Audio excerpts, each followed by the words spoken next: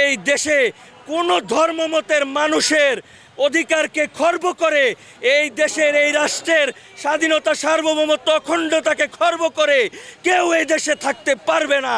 এই দেশে কোনো ধরনের রাষ্ট্রবিরোধীদের ষড়যন্ত্র কায়েম হতে আমরা দেব না।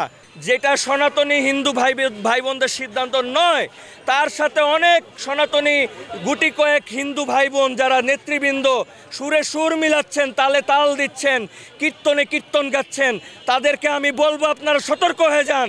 দেশ বিরোধী চক্রান্তের সাথে আপনারা সামিল হবেন না। আপনারা সাম্প্রদায়িক সম্প্রীতি ধরে রাখুন।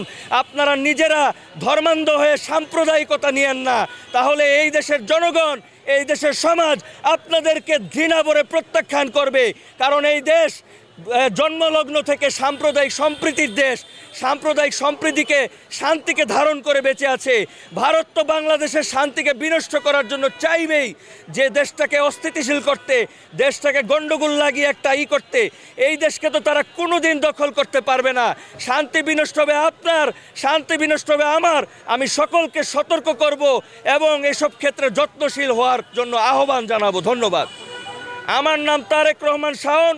আমি বর্তমানে বাংলাদেশ যে বিএনপি সরকার আছে, দেশ পরিচালনা করছে, আমি বলবো এই সরকার যথেষ্ট চেষ্টা করছে দেশ পরিচালনা করার। আমি একজন সাধারণ নাগরিক হিসেবে এই দেশের সরকারকে বর্তমানে পূর্ণাঙ্গ সহযোগিতা করব বলে আমি আশাবাদ ব্যক্ত করছি। ধন্যবাদ।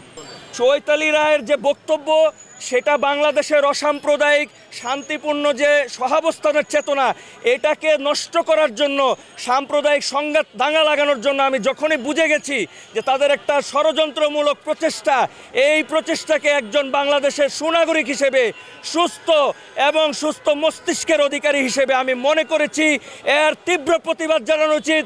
এবং প্রত্যেকটা রাজনৈতিক দলকে আমি উদাত্তভাবে আহ্বান জানাবো, তারা যেন তাদের নিজেদের স্বার্থ ভুলে গিয়ে, রাজনৈতিক স্বার্থ ভুলে গিয়ে সবাই এক মাঠে, আমরা যেমন জুলাইয়ের যে বিপ্লব ঘটিয়েছি সেই বিপ্লবের মতো তারা যেন রাজপথে নেমে আসে।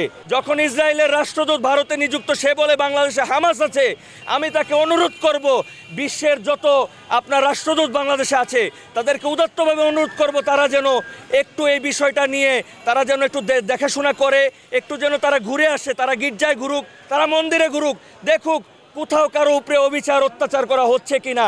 আমি তো কোথাও অত্যাচার অবিচার দেখতে পাচ্ছি না।